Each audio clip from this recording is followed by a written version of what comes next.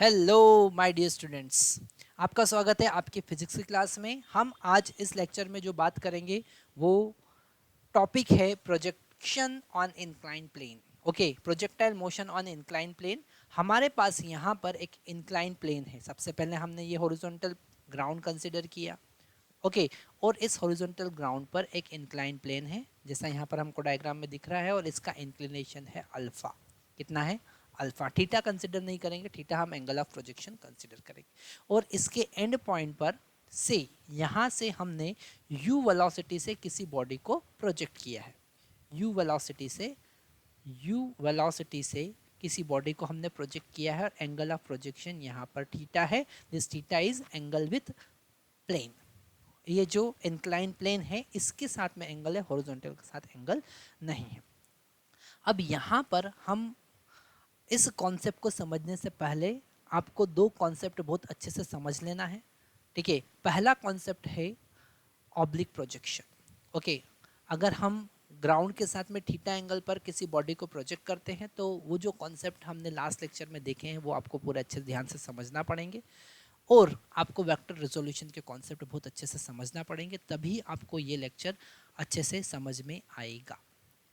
तो उन वीडियोस का लिंक हम डिस्क्रिप्शन बॉक्स में देंगे, तो आप वहाँ से अगर आपने वो लेक्चर्स नहीं देखे हैं तो पहले वो लेक्चर देखें, उसके बाद में ये कॉन्सेप्ट आपको बहुत अच्छे से समझ में आने वाला है। तो यहाँ पर हमने थीटा एंगल पर u वेलोसिटी से प्रोजेक्ट किया। अब यहाँ पर हम जो हमारा रेफरेंस फ्रेम है, अभी तक हम रेफरेंस फ्रेम में हॉरिजॉन्टल को एक्स एक्सिस और वर्टिकल को वाई एक्सिस कंसिडर करते थे, पर अब हम यहाँ हमारा रेफरेंस फ्रेम चेंज कर रहे हैं, इसको अल्फा एंगल से हम रोटेट कर रहे हैं। तो अब हमारा जो एक्स एक्सिस होगा, वो इस प्लेन के अलोंग होगा। अगर आप ध्यान से नहीं समझ रहे हैं तो ध्यान बोर्ड पे आपको रखना है।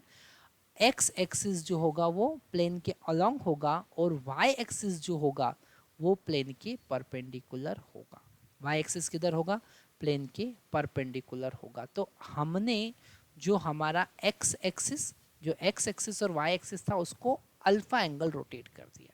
पूरा कोऑर्डिनेट सिस्टम को हमने अल्फा एंगल से रोटेट कर दिया है। हमारा एक्स एक्सिस हॉरिजॉन्टल नहीं अलोंग द प्लेन हो गया है, और वाई एक्सिस उसके परपेंडिकुलर हो गया है। तो यहाँ अगर हम एक्सेलरेशन की बात करें तो प्रीवियस केस में एक्सेलरेशन केवल वाई एक्सिस के अलोंग होता था, एक्स एक्सिस के अलोंग कोई एक्सेलरेशन नहीं होगा, पर यहाँ पर एक्स एक्सिस और वाई एक्सिस दोनों एक्सिस के अलोंग एक्सेलरेशन होगा। तो सबसे पहले हम बात करते हैं एक्सेलरेशन की। किसकी बात करते हैं? एक्सेलरेशन की। वाई डायरेक्शन में और एक्स डायरेक्शन में एक्सेलरेशन क्या होगा? ठीक है, तो हमने यहाँ पर ये हमारा एक्स एक्सिस है और ये है हमारा वाई एक्सिस। ठीक है, ये है हमारा वाई एक्सिस, और ग्रेविटी किधर होगा? वर्टिकल डाउनवर्ड होगा। ग्रेविटी किधर होगा?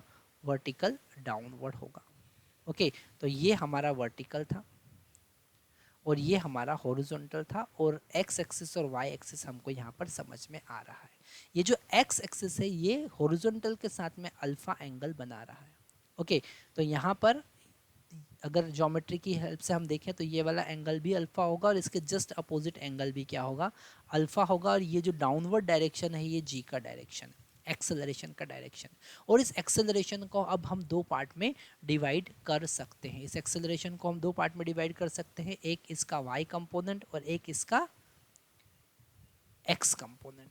तो इसका जो y कंपोनेंट होगा वो होगा g cos अल्फा, और x कंपोनेंट जो होगा वो होगा g sin अल्फा। तो अगर हम अब एक्सेलरेशन की बात करें x डायरेक्शन में, तो x डायरेक्शन में एक्सेलरेशन पॉजिटिव डायरेक्शन में है कि नेगेटिव डायरेक्शन में, जरा चेक कीजिए। तो यहाँ पर x एक्सिस की डायरेक्शन में जो एक्सेलरेशन है वो नेगेटिव डायरेक्शन में है, तो हम लिखेंगे माइनस जी साइन अल्फा। अभी तक जब हम ऑब्लिक प्रोजेक्शन की बात करते थे तो एक्सेलरेशन केवल y एक्सिस के अलोंग होता था, एक्स एक्सिस एक्स डायरेक्शन में एक्सेलरेशन जीरो होता था, पर यहाँ पर ऐसा नहीं है। This a x is equal to minus y. It is minus because it is in opposite direction. Same is it is a y बच्चा लोगों कहाँ क्या होगा? ये भी वाई एक्सिस के अपोजिट डायरेक्शन में, तो हम इसे लिखेंगे माइनस जी कॉस अल्फा। ठीक है, माइनस जी कॉस अल्फा। अगर हम अब बात करते हैं एक्सेलरेशन के बारे में। हम समझ गए एक्सेलरेशन एक्स डायरेक्शन में कितना है, वाई डायरेक्शन में कितना है, वो हमने देख लिया। इसे हम हाईलाइट कर लेंगे। ये हमारा एक्स डायरेक्शन का एक्सेलरेशन है, ओके, और ये हमारा वाई डायरेक्शन का एक्सेलरेशन है। अब अगर हम इनिशियल वेलोसिटी की बात करें, सेकंड किसकी बात करेंगे, सेकंड हम बात करेंगे इनिशियल वेलोसिटी की, ओके, इनिशियल वेलोसिटी, ओके। अब अगर हम इनिशियल वेलोसिटी की बात करें तो इनिशियल वेलोसिटी ये हमारा एक्स डायरेक्शन था, ये हमारा वाई डायरेक्शन था, और इस एक्स एक्सिस के साथ में यू वेलोसिटी से थीटा एंगल पर हमने उसे प्रोजेक्ट किया है। तो इसके दो कंपोनेंट होंगे, एक्स डायरेक्शन का कंपोनेंट होगा u cos theta as usual जो हम समझते हैं, और वाई डायरेक्शन का कंपोनेंट होगा यू साइन थीटा, ओके। तो एक्स डायरेक्शन का इनिशियल वेलोसिटी होगा यू कॉस थीटा, और एक्स वाई डायरेक्शन का इनिशियल वेलोसिटी होगा यू साइन थीटा, ओके। तो इन दो, इसे भी हम हाईलाइट कर लेते हैं। अगर इन दो, ओके, इसे हम ब्लैक कलर से लिख लेंगे तो और अच्छे से आपको समझ में आएगा। U x equal to u cos theta and u y equal to u sine theta, okay. अब अगर हम ध्यान से समझना है, नेक्स्ट अगर हम पोजीशन की बात करें, नेक्स्ट किसकी बात करने वाले हैं बच्चा लोगों, हम बात करने वाले हैं पोजीशन की, ओके। हम बात कर रहे हैं पोजीशन की। तो एक्स डायरेक्शन में अगर हम बात करेंगे तो लिखेंगे x is equal to u x into t plus 1/2 a x into t square. तो ये होगा x equal to, okay, x equal to u cos theta into t minus 1/2 g, x direction का एक्सेलरेशन कितना है, g sine alpha into t square. Same as it is अगर हम y direction की बात करें तो वो होगा u sine theta into t minus 1/2 g cos alpha, क्योंकि y डायरेक्शन का एक्सेलरेशन है g cos alpha into t square. तो यहाँ पर हमने ये सीखा कि x डायरेक्शन और y डायरेक्शन का जो पोजीशन है उसमें एक्सेलरेशन कांस्टेंट नहीं है, तो दो इक्वेशन अलग अलग बनेगी, ओके। और यहाँ पर सबसे पहला हमको कैलकुलेट करना है, देखिए एक एक कॉन्सेप्ट आपको ध्यान से समझना पड़ेगा। सबसे पहले हमको कैलकुलेट करना है टाइम ऑफ फ्लाइट, ठीक है। और मुझको आपको टाइम ऑफ फ्लाइट क्या होता है उसे बताने की जरूरत नहीं है। ये बॉडी हमने यहाँ से प्रोजेक्ट किया, कितने टाइम के बाद में ये इस इंक्लाइन प्लेन को हिट करेगी, वो टाइम हमको फाइंड करना है। और उसके लिए हम सिंपल सा कॉन्सेप्ट देखेंगे इस वाई डायरेक्शन में। वाई डायरेक्शन हमको पता है, it is the perpendicular to the plane. ध्यान से समझना, ये है हमारा प्लेन और ये है वाई डायरेक्शन। तो वाई डायरेक्शन में वो पार्टिकल ऊपर जाएगा फिर वापस नीचे आएगा, वो ऊपर जा रहा है फिर वापस नीचे आ रहा है। एक कंप्लीट टाइम ऑफ फ्लाइट के बाद में वाई डायरेक्शन का जो डिस्प्लेसमेंट है वो 0 हो जाएगा। कौन सा कंडीशन हम यूज करेंगे, हम आपको हमेशा बताते हैं कि जब कभी आपको कोई भी फार्मूला डिराइव करना है तो एक कंडीशन आपको यूज करना होगी। वो कंडीशन आपको याद रखना है, डेरिवेशन याद नहीं रखना है। कंडीशन क्या है यहाँ पर, कंडीशन ये है कि एक कंप्लीट टाइम ऑफ फ्लाइट, यहाँ पर t इक्वल टू 0 से आपने प्रोजेक्ट किया है और t equal to capital T पर वो वापस से उस प्लेन को हिट कर रहा है। तो y डायरेक्शन में, मतलब कि प्लेन के परपेंडिकुलर डायरेक्शन में उसका डिस्प्लेसमेंट 0 हो जाएगा। तो ये वाला कॉन्सेप्ट हम यहाँ पर यूज करेंगे। तो हम यहाँ पर टाइम ऑफ फ्लाइट फाइंड करने के लिए क्या कंडीशन यूज कर रहे हैं, हम कंडीशन यूज कर रहे हैं after one time of flight, complete time of flight, ठीक है। After complete time of flight, okay, displacement, ध्यान से समझना, डिस्टेंस नहीं, displacement along y axis become equal to 0। Displacement along y axis perpendicular to the plane, वापिस से plane से ऊपर जा रहा है फिर नीचे आ रहा है, तो displacement along the y direction that is the perpendicular to the plane become equal to 0, become equal to 0।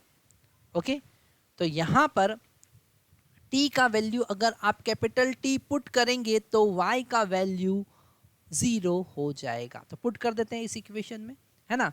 0 is equal to u sine theta into capital T minus 1/2 g cos alpha into t square. ये जो negative term हम left hand side लेकर आएंगे तो हमको मिलेगा 1/2 g cos alpha into t square is equal to u sine theta into capital T। यहाँ t से t कैंसिल हो जाएगा, और अगर हम t का वैल्यू फाइंड करेंगे तो हमको क्या मिलेगा। ओके, t अगर हम फाइंड करेंगे तो हमको क्या मिलेगा। तो अगर हम t का वैल्यू फाइंड करेंगे, है ना, ये t कैंसिल हुआ, t विल बिकम, ये 2 का इधर मल्टीप्लाई होगा तो 2u sine theta divided by g cos alpha. बड़ा इंटरेस्टिंग यहाँ पर हमारे पास में रिजल्ट आया। हमको यहाँ पर g की जगह पर इफेक्टिव g पुट करना है, that is g cos alpha, है ना। इस y डायरेक्शन का इफेक्टिव g कितना है, g कॉस अल्फा, है ना। अगर हम ऑब्लिक प्रोजेक्शन की बात करते थे तो g कितना होता था, केवल g, और यहाँ पर g का वैल्यू कितना हो जाएगा, g कॉस अल्फा। तो ये फार्मूला बड़ा इंटरेस्टिंग हमारे सामने आता है, रिजल्ट जो है बड़ा इंटरेस्टिंग बन रहा है। ये जो रिजल्ट है यहाँ पर, जो जनरल फार्मूला होता है ऑब्लिक प्रोजेक्शन के लिए, फार्मूला क्या होता है ऑब्लिक प्रोजेक्शन के लिए, हमारे पास फार्मूला क्या होता है, हमारे पास फार्मूला होता है 2u sine theta divided by only g, पर यहाँ पर क्या आ रहा है, g कॉस अल्फा। तो हमने इफेक्टिव ग्रेविटी का यहाँ पर कॉन्सेप्ट यूज़ किया। ओके, यहाँ पर ये लेक्चर हम अभी इतना ही फिनिश करते हैं। इसके बाद में नेक्स्ट लेक्चर में हम नेक्स्ट टॉपिक बात करने वाले हैं हॉरिजॉन्टल। यहाँ पर रेंज की बात करेंगे कि इंक्लाइन प्लेन के अलोंग वो कितनी डिस्टेंस पे जाकर इंक्लाइन प्लेन को हिट करेगा, रेंज कितना होगा। Projectile motion on incline plane में रेंज की हम नेक्स्ट बात करने वाले हैं। तो ये टॉपिक अगर आपको पूरा कंप्लीट करना है तो आगे वाला लेक्चर जरूर देखना होगा। Thank you very much.